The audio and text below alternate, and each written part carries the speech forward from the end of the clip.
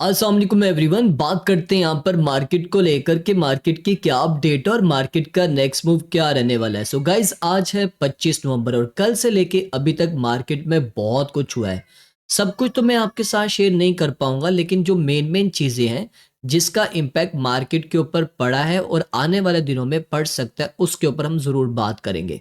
कल एक news market में बहुत ज़्यादा वायरल हो रही थी। वो न्यूज़ थी ये वाली कि कल ट्रम्प जो है एक एग्जेक्टिव ऑर्डर के ऊपर साइन करने वाले हैं और हो सकता है वो स्ट्रेटेजिक बिटकॉइन रिजर्व हो, यानी कि यूएस जो है ऑफिशियली अब बिटकॉइन को एज अ रिजर्व के तौर पे रखेगा और ये साइन करेगा पाकिस्तान टाइम के मुताबिक 25 नवंबर को रात के 2 बजे।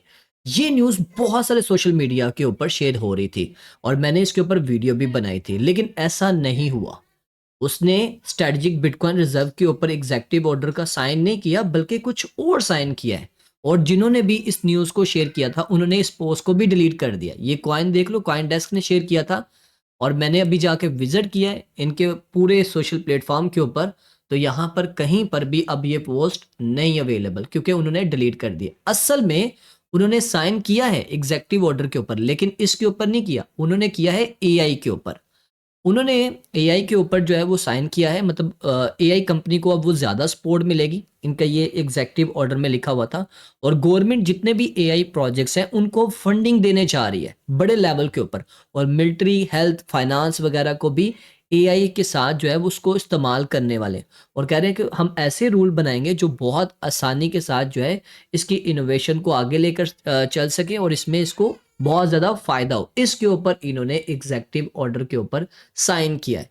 हालांकि सिर्फ ये एक सस्पेंस था, क्योंकि जस्ट सिर्फ मार्केट में एक चीज़ बोली जा रही थी एग्जेक्टिव ऑर्डर के ऊपर ये साइन करने वाला है, ये नहीं क्लियर था कि किसके ऊपर करने वाला है। तो इसका भी मार्केट के ऊपर एक पॉजिटिव इंपैक्ट पड़ा था। जब चीज़ हिडन होती है ना, रूमर्स फैला रहे होते हैं, तो मार्केट उस तरह का रिएक्ट करती है। तो इस वजह से कल मार्केट ने हमें थोड़ा सा रिएक्शन भी दिखाया। लेकिन इसका इम्पैक्ट जो है वो एआई कॉइन्स के ऊपर बहुत अच्छा पड़ने वाला है आने वाले दिनों में। जैसे ही यहाँ पर ट्रम्प अनाउंस करेगा इतनी फंडिंग होने वाली है, ये कंपनीज को हम सपोर्ट करने वाले हैं, तो जो जो भी उससे रेलिवेंट जितने भी कॉइन्स और टोकन्स होंगे वो ज़रूर आपको अच्छे लेवल के ऊपर पंप करते हुए नजर आएंगे। और इसके अलावा क्या हुआ है वो हम यहाँ पर डिस्कस कर लेते हैं। कल भाई प्रेसिडेंट ट्रम्प की जो है वो चाइना के प्रेसिडेंट के साथ जो है वो कॉल के ऊपर बात हुई। अब ये जो कॉल के ऊपर बात हुई, कहते हैं बहुत खुशगवार गुफ्तगू रही और ट्रम्प को उन्होंने इनविटेशन दिया है कि वो अप्रैल में जो है वो चाइना में आके विजिट करें, और ट्रम्प ने इनकी जो इनविटेशन है वो एक्सेप्ट कर लिया उसी टाइम कॉल के ऊपर। और साथ ही जो है ट्रम्प ने भी इनवाइट किया है जो चाइना के प्रेसिडेंट है उनको बोला है कि इस साल के एंड के बाद, यानी कि 2026 में किसी भी टाइम आप हमारे पास विजिट करने के लिए आए। अब ये जो खुशगवार जो इनकी आपस में कॉल पे गुफ्तगू हुई, उसका भी एक पॉजिटिव इम्पैक्ट देखने को मिला और मार्केट ने हमें थोड़ा सा ग्रीन दिखाया, मतलब मार्केट थोड़ी हमें पंप करती हुई नजर आई। आर्ट्स कॉइन में भी कोई 5% को 10% को 15% हमें आर्ट कॉइन पंप करते हुए नजर आए। बीटीसी ने भी एक मूव अच्छा लिया, $85,000 से $89,000 तक गया। ये एक अच्छी चीज थी। और कल आपको पता है मार्केट में जेपी मॉर्गन और माइकल सेलर को लेकर मार्केट में बहुत ज़्यादा फंड भी क्रिएट हुआ हुआ था, जो कि कल मैंने आपको वीडियो में बताया था, वो अभी भी स्टिल है। ठीक है, उसके ऊपर सैंथिया लूमिस, जैसा कि आपको पता है ये सेनेटर की सैंथिया लूमिस है, उसने बोला कि जेपी मॉर्गन जो है वो एंटी क्रिप्टो पॉलिसीज बना रहा है। ये जिस तरह की अभी हरकतें कर रहा है इससे नुकसान होगा, बाकी बैंक्स को भी नुकसान होगा, और इस तरह ट्रेडिशनल बैंक्स के ऊपर लोग बिलीव नहीं करेंगे, ट्रस्ट नहीं करेंगे, और ना तो लोग जो हैं अपना डिजिटल एसेट्स इसमें रखेंगे। तो ये एक अच्छी उसने एक स्टेटमेंट दी है। इससे क्या होगा कि ये जितने भी बैंकिंग वगैरह बैंकिंग सेक्टर है वो इस चीज़ को ज़रूर जो है वो देखेंगे। अच्छा जी, कल एरिक ट्रम्प ने शो ऑफ करवाया अमेरिका का जो बिटकॉइन माइनिंग की फैसिलिटी है, जो अमेरिका ने बिटकॉइन की माइनिंग की फैसिलिटी प्रोवाइड की हुई है, कल उसको उसने शो ऑफ करवाया। यहाँ आप देख सकते हैं ऑलमोस्ट तकरीबन 37 सेकंड की ये वीडियो है जिसमें यहाँ पर उसने ये विजिट करवाया, और ये भी एक पब्लिक को एक मैसेज जाता है, पॉजिटिव मैसेज। और एडिक ट्रम्प जो है वो भरपूर तरीके से क्रिप्टो को यहाँ पर जो है सपोर्ट कर रहा है। और इसके अलावा और भी बहुत कुछ हुआ है जो कि मुझे बताना मैं यहाँ पर समझूंगा कि फ़ायदा नहीं है, क्योंकि वो ऑलरेडी डेवलपमेंट होती रहती है। खैर, अब मार्केट को देखते हैं मार्केट किस तरफ जा रही है। सो अभी अगर आप देखो इस टाइम हमें कुछ कॉइन्स जो हैं काफ़ी अच्छे परफॉर्म करते हुए नज़र आ रहे हैं। कास्पा का कॉइन कल से लेके अभी तक ऑलमोस्ट 26-27% पंप कर चुका है। कल हम देख रहे थे ये कॉइन जो था वो 38-37 पे था और आज ये 0.038 पे था और आज ये 0.051 तक आया। अच्छा पंप हुआ है। उसके अलावा सुई में भी हमें अच्छा पंप देखने को मिला। ऑलमोस्ट तकरीबन 11-12% पंप हुआ और भी बाकी कॉइन्स यहाँ पर हमें पंप करते हुए नज़र आ रहे हैं।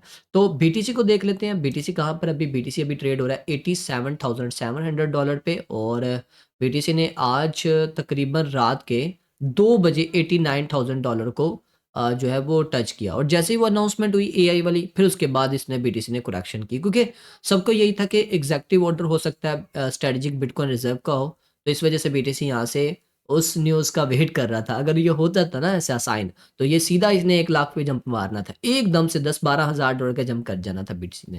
क्योंकि बहुत बड़ी न्यूज़ थी वो वाली। लेकिन ख़ैर वो न्यूज़ तो नहीं आई। लेकिन आने वाले दिनों में हम बहुत सारी चीज़ें यहाँ पर पॉज़िटिव होता हुआ देख रहे हैं। मार्केट के सेंटिमेंट्स भी यहाँ पर चेंज हो रहे हैं। 20 के ऊपर आ चुके हैं। एक्सट्रीम फ़ियर में है लेकिन यहाँ पर जो इसका इंडेक्स है वो 20 पे आ चुका है और आहिस्ता-आहिस्ता ये आपको इंक्रीज़ होता हुआ नज़र आएगा। तो ये भी एक पॉजिटिव चीज़ है और अगर ऐसा होता है तो लोग जो डरे हुए थे वो यहाँ पर दोबारा से रिटेलर भी यहाँ पर बाइंग करेंगे और कल हमने देखा ईटीएफ में भी अच्छा खासा इन्फ्लो हमने देखने को मिला। अच्छा आज 25 नवंबर है, आज काफ़ी न्यूज़ेज़ आ रही हैं। कोर पीपीआई का डाटा आएगा पाकिस्तान टाइम के मुताबिक 6:30 पे और इसके अलावा हमें जो पेंडिंग होम सेल्स है वो भी यहाँ पर हमें देखने को मिलेगी और ये जितनी भी न्यूज़ेज़ हैं ये काफ़ी ज़्यादा इम्पैक्ट डाल सकती हैं मार्केट के ऊपर। आपने इसके ऊपर लाज़मी नज़र रखनी है। बाकी मैं इंशाल्लाह उस टाइम मैं लाइव ही होता हूँ, तो इसके बारे में मैं आपको बताऊँगा। रही बात यहाँ पर रेट कट को लेकर तो भई 81% चांसेज़ हो गए हैं रेट कट के जो कि कल थे 70% अब आ चुके हैं 81.1% पे। तो ये रेट कट भी इंशाल्लाह मार्केट के लिए काफ़ी पॉज़िटिव रहने वाला है। अब मार्केट टेक्निकली तौर के ऊपर हमें किस तरह मूव करते हुए नज़र आ रही है, उसके ऊपर बात कर लेते हैं। बीटीसी की बात करें तो देखो बीटीसी 2 दिन की जो लास्ट 2 डेज़ की कैंडल्स हैं, उसमें काफ़ी पॉज़िटिव देखने को मिला। कल बीटीसी ने एक सीएमई गैप भी बनाया था, जो कि मैंने आपको बोला भी था कि बीटीसी ये सीएमई गैप फ़िल अप करने नीचे लाज़मी आएगा और सीएमई गैप जैसे फ़िल अप करेगा, उसके बाद बीटीसी आपको दोबारा बाउंस करता हुआ नज़र आएगा। ये देख रहे हो सीएमई गैप फ़िल अप हो गया, ये एक प्लस पॉइंट है, ठीक है? एक जो बहाना था ना, अगर ये ऊपर चला जाता, इसने आना नीचे ही था। ये सीएमई गैप फ़िल अप कर चुका है, अब बीटीसी अपसाइड पे जा रहा है और इसके अलावा मुझे कहीं पर भी सीएमई गैप नहीं नज़र आया। मैंने इवन के 30 मिनट 15 मिनट पे भी मैंने देखा मुझे कहीं पर भी और भी सीएमई गैप यहाँ पर नहीं देखने को मिला। यहाँ पर एक छोटा-सा नज़र आ रहा था लेकिन वो ना होने के बराबर है। ये देख रहे हो? ये छोटा-सा, ये ना होने के बराबर है, ठीक है? और इसके अलावा मुझे कहीं पर भी ऊपर-नीचे कहीं पर भी मुझे ख़ास कोई सीएमई गैप यहाँ पर नहीं दिखा। मैंने 15 मिनट पे भी यहाँ पर वेरीफ़ाई किया। अब देखते हैं बीटीसी क्या करने वाला है, उसका चार्ट मैं आपके साथ शेयर करता हूँ। तो देखो यार एक इम्पोर्टेंट लेवल है, 1 घंटे के टाइम फ्रेम पे आप देख लो। बीटीसी को अगर अपसाइड पे जाना है तो बीटीसी को करना क्या होगा, इस लेवल को ब्रेक करना होगा। देखो लेवल टू लेवल ब्रेक किया था लेकिन फ़ेल हो गया, ये देख रहे हो? ये लेवल ब्रेक करके गया ऊपर, यहाँ पर टेस्ट करने आया, टेस्ट करने पे फ़ेल हो गया। टेस्ट करने पे फ़ेल हो गया, नीचे चला गया। तो कोई बात नहीं, बीटीसी दोबारा ऊपर की तरफ आएगा, रिकवरी करेगा इंशाल्लाह और जैसे इसके ऊपर क्लोजिंग दोबारा देगा तो बीटीसी 91-92,000 तक जा सकता है और वही लेवल आपको अपने माइंड में रखने हैं। ये तो छोटे-छोटे लेवल्स हैं। इन लेवल से इतना ख़ास तो फ़र्क नहीं पड़ेगा। बीटीसी को बड़े लेवल्स, बड़े मूव्स लेने होंगे तभी जाके फिर मार्केट उस तरीके से रिएक्ट करेगी जिस तरह की हमें नीड है। ठीक है? तो बीटीसी अभी फ़िल वक़्त के लिए ये लेवल जैसे ब्रेक करता है तो आएगा $92,000 और अगर इस लेवल को भी ब्रेक करता है तो फिर $96,000 तक जा सकता है और फिर जैसे ये $96,000 का लेवल ब्रेक करेगा, तो ये आपको $1,00,000 के लेवल पे देखने को मिलेगा और $1,00,000 का लेवल बहुत इंपॉर्टेंट है और ये लेवल ब्रेक हुआ तो फिर सीधा बीटीसी $1,07,000 पे जाएगा। ये थोड़ी-सी नीचे की तरफ भी लिक्विडिटी बिल्ड हो चुकी है क्योंकि काफ़ी लोगों ने लॉन्ग की पोज़ीशन ओपन की है। अगर बीटीसी इस लेवल को ब्रेक करने में कामयाब हुआ $87,300 के लेवल को तो फिर ये सारी लिक्विडिटी लेगा और अगर बीटीसी $85,200 के लेवल को ब्रेक करने में कामयाब हुआ तो फिर ये नीचे 83,400 500 की लिक्विडिटी लेने नीचे आ सकता है। तो इसके ऊपर भी आपकी नज़र होनी चाहिए। थीरियम भी इसके सेम नक्शे कदम पे चल रहा है। थीरियम कल पंप हुआ था फिर थोड़ी-सी यहाँ पर करेक्शन कर रहा है। आर्ट्सकन भी यहाँ पर कल पंप हुए थे, अभी थोड़ी-सी फिर से करेक्शन कर रहे हैं और बीटीसी की डोमिनेंस स्टिल अभी भी यहाँ पर नीचे की तरफ जा रही है।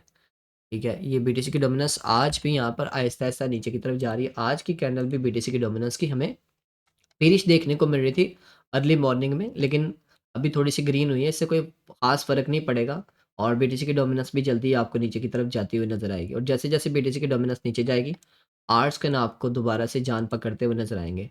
यूएसडीटी की डोमिनेंस भी हम देख रहे थे कि नीचे आई है। ये भी एक पॉज़िटिव साइन है कि यूएसडीटी की डोमिनेंस इस लेवल से इसने चलो इस लेवल को ब्रेकआउट तो किया, ठीक है, कोई बात नहीं। लेकिन ब्रेकआउट करने के बाद दोबारा से यूएसडीटी की डोमिनेंस नीचे आ गई। यूएसडीटी की डोमिनेंस जितनी नीचे आए उतना बेहतर है। यूएसडीटी की डोमिनेंस यहाँ से रिजेक्ट हो गई है ना, तो अब ये नीचे की तरफ आए तो अच्छा है। यूएसडीटी डोमिनेंस का मतलब ये है कि लोग अपने डॉलर सेल करके आर्ट्स कॉइन और बिटकॉइन और इथेरियम को बाय कर रहे हैं, ठीक है? तो जैसे-जैसे यूएसडीटी की डोमिनेंस नीचे आती है, तो ये भी मार्केट के लिए काफ़ी पॉजिटिव है।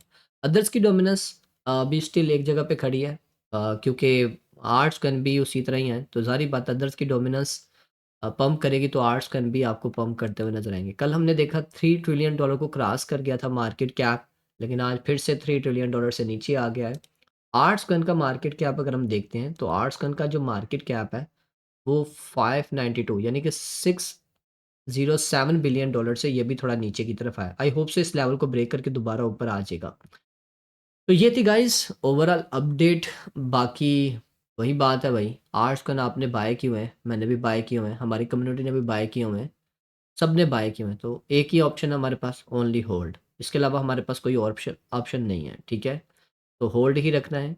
छोटी-मोटी पंप के बाद छोटी-मोटी करेक्शन होती है तो आपने घबराना नहीं है।